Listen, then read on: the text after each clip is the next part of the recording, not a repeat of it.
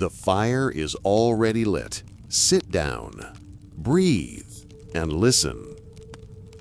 Have you ever felt that tightness in your chest when you need to say no to someone you love? As if you were being cruel, as if your needs were selfish, as if having boundaries made you a bad person.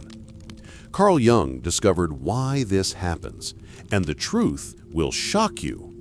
The guilt you feel when setting boundaries isn't about being selfish. It's about destroying a false identity you built to be loved. Jung called this the persona trap. You created a self that never says no, never bothers anyone, is always available. And now, having your own needs threatens your entire structure of who you believe you are.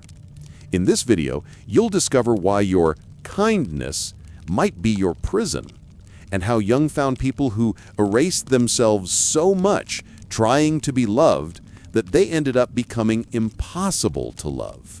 Because there's a brutal difference between being a good person and being a real person. But first, I need to ask you something that might hurt. When was the last time you said what you really wanted in a relationship without feeling guilty?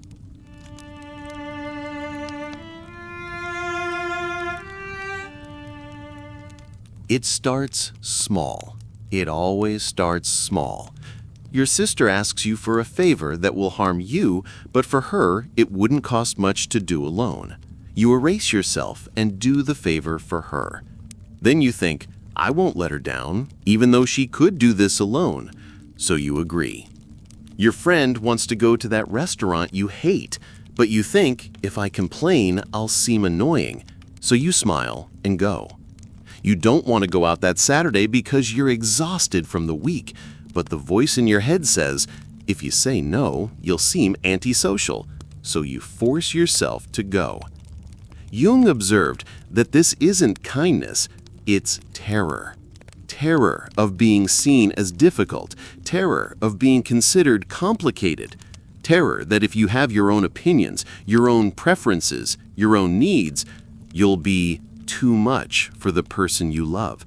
So you develop what Jung called an adaptive persona, a version of yourself that never generates conflict because it never has conflicting needs. But here's what you don't realize. Every yes you give when you wanted to say no is killing a little piece of who you really are.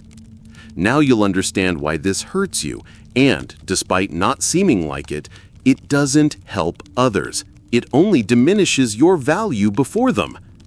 And then this invades your intimacy. You have sex when you don't want to because you can't say no without feeling guilty. What kind of girlfriend-boyfriend denies intimacy? You don't ask for what would give you pleasure because that would be demanding too much. I can't seem too sexually needy. You fake orgasms so as not to disappoint the person, because their need to feel good in bed seems more important than your own satisfaction. Jung realized that when you can't establish emotional boundaries, you also can't establish physical boundaries. Your sexuality becomes performance.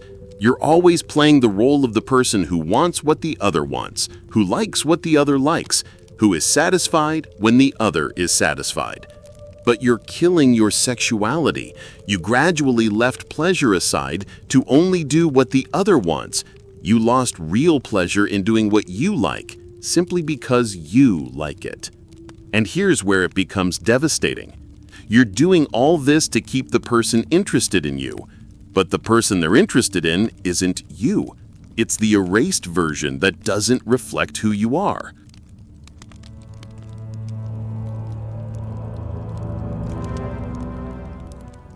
Then your emotional needs start screaming beneath the mask. You need attention, but you can't ask because that would be neediness. You need reassurance, but you can't express it because that would be insecurity. You need quality time, but you can't suggest it because that would be pressuring. So you keep giving indirect signals, creating situations, doing passive-aggressive theater, hoping the person will notice what you need without you having to ask. Jung called this neurosis of the unspoken. When you can't express needs directly, they come out sideways as unexplainable irritation, sadness without apparent reason, or that constant feeling that something is missing. You're dying of emotional thirst, but you keep pretending you don't need water because being thirsty would be inconvenient for others. And here's where it becomes cruel. The person you love can't give you what you need if you never say what it is, or know what you really need to be able to communicate clearly to the other. Self-love is understanding your own needs, communicating to the other with clarity, and understanding when to say yes to others and when to say yes to yourself. And then comes the moment when Jung made the most brutal discovery of all. You erased yourself so much to be loved that you ceased to exist. Your friends don't call you anymore because you always cancel because of the relationship. Your hobbies died because you don't have time for them. Your opinions disappeared because you always agree with everything. And then you look in the mirror and realize you no longer know who you are when you're not being what someone needs. Here's the truth that will expose the real problem. You erased yourself to be loved, but this only makes you a faded person with a fragile personality, and that's why you stopped being lovable. The person you love is losing interest in you, not because you did something wrong, but because there's nothing left in you to be interested in. You erased yourself until not much of you remained for the other to like. You became predictable, without mystery, without individuality, without the magnetic tension that comes from two unique people meeting. Jung realized that polarization is what keeps relationships alive, and you eliminated all polarization by transforming yourself into an echo of the other person.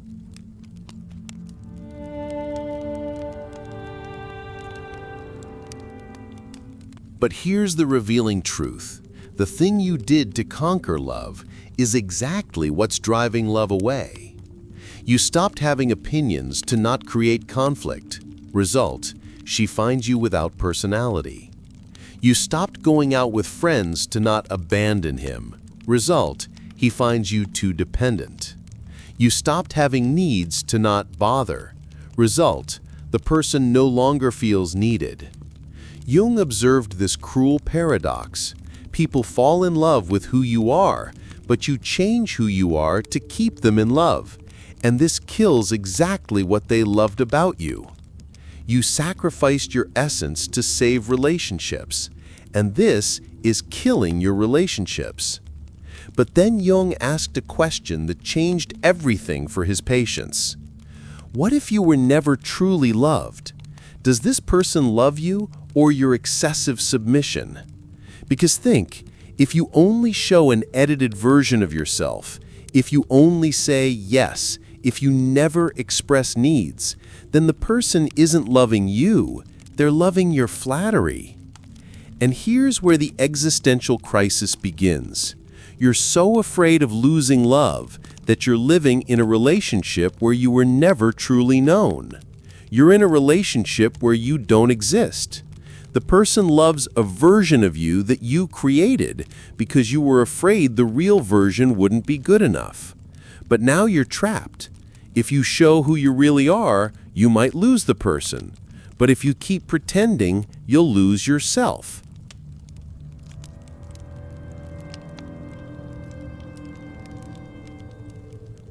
Jung discovered what the real fear is behind the guilt of setting boundaries.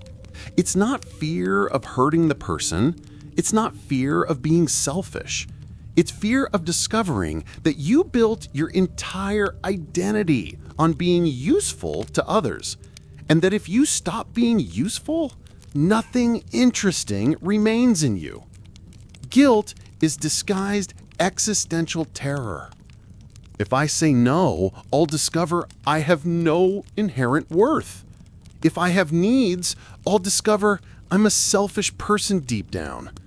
If I set boundaries, I'll discover no one stays with me for who I am. Jung realized that people who can't set boundaries are people who don't believe they deserve love for what they are, only for what they do. So you become addicted to pleasing, because pleasing gives you the temporary illusion that this is what people love about you. But emotional dependency disguised as kindness is still emotional dependency. Jung made a distinction that freed many of his patients. There's a difference between kindness and emotional cowardice. Kindness comes from abundance. You give because you want to, because you can, because you choose to. Cowardice comes from fear. You give because you're afraid of not being loved if you don't give. Kindness has limits. It knows when to stop. Cowardice with yourself has no limits. It gives until it destroys itself. Kindness can say no when necessary and continue feeling like a good person. Cowardice with yourself can't say no without feeling guilty. Jung realized that many people confuse self-sacrifice with love, but compulsive self-sacrifice isn't love. It's addiction to approval.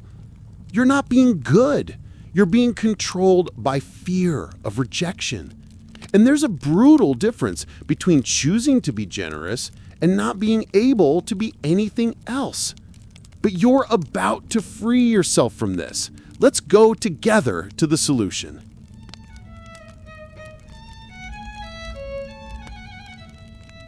Jung proposed a simple but terrifying experiment to his patients. For a week, say no to one small thing per day. Something you would normally do to please, but that you don't want to do. Most came back in panic. Jung, it was horrible. I felt like a terrible person. And Jung would respond, perfect. Now you know that your kindness was being motivated by terror, not by generosity. Because if you can only be good when you have no choice, you're not good, you're a prisoner. Real kindness only exists when you have the option not to be good and still choose to be. Jung discovered that genuinely generous people can set boundaries without guilt because their generosity comes from choice, not compulsion. Pay attention. Something surprising happened to Jung's patients when they started setting healthy boundaries. Relationships didn't end, they improved. Even though something inside you screams they won't. Resist. When you stop being always available, your presence becomes more valuable. When you stop agreeing with everything, your opinions gain weight. When you stop saying yes to everything, your yeses become more meaningful. Jung realized that boundaries don't drive away true love. They reveal true love. The person who truly loves you will respect your boundaries. The person who only loves you for your usefulness will be bothered by them. And here's the liberating discovery. When you set boundaries, you don't lose people. You filter people and improve relationships. Those who stay are the ones who are always ready to truly love you. Those who leave never loved you. They loved what you did for them.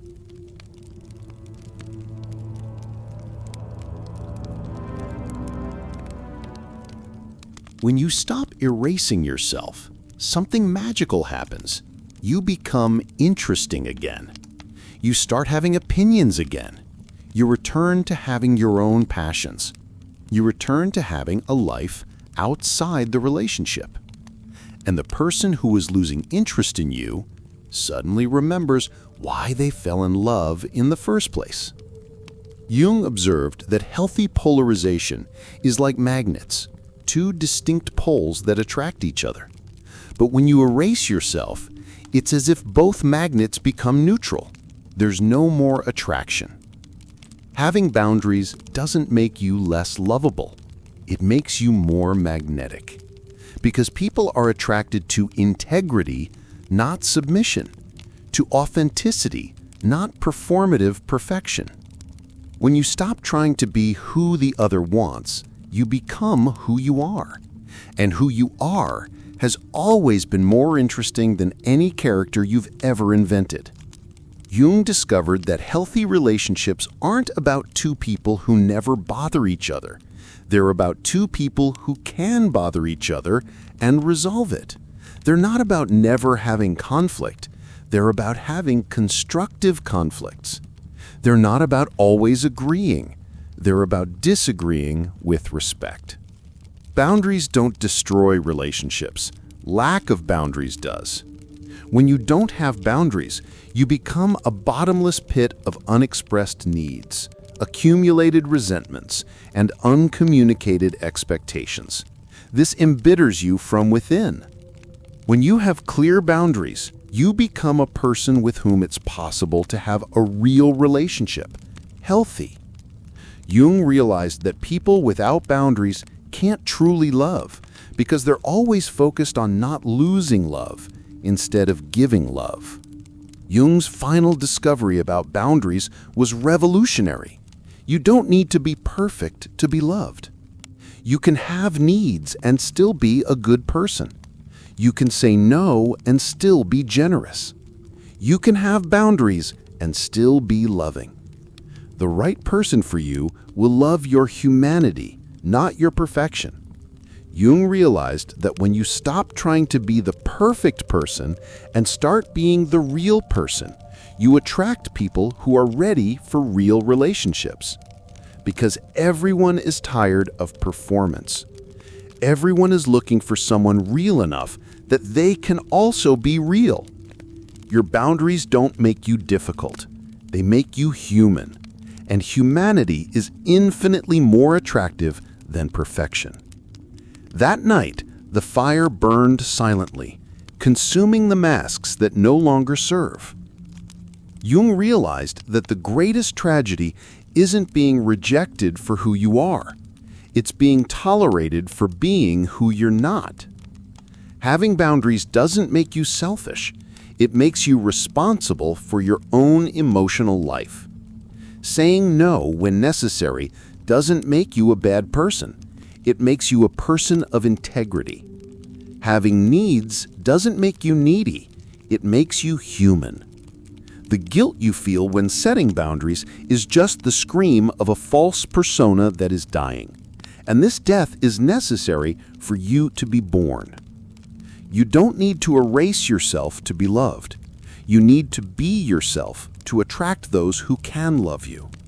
And when you find these people, those who aren't bothered by your boundaries, who respect your needs, who love your authenticity, you'll realize it was worth disappointing the wrong people to find the right ones. The fire continues burning, consuming the false into true. And you, finally, can exist without apologizing.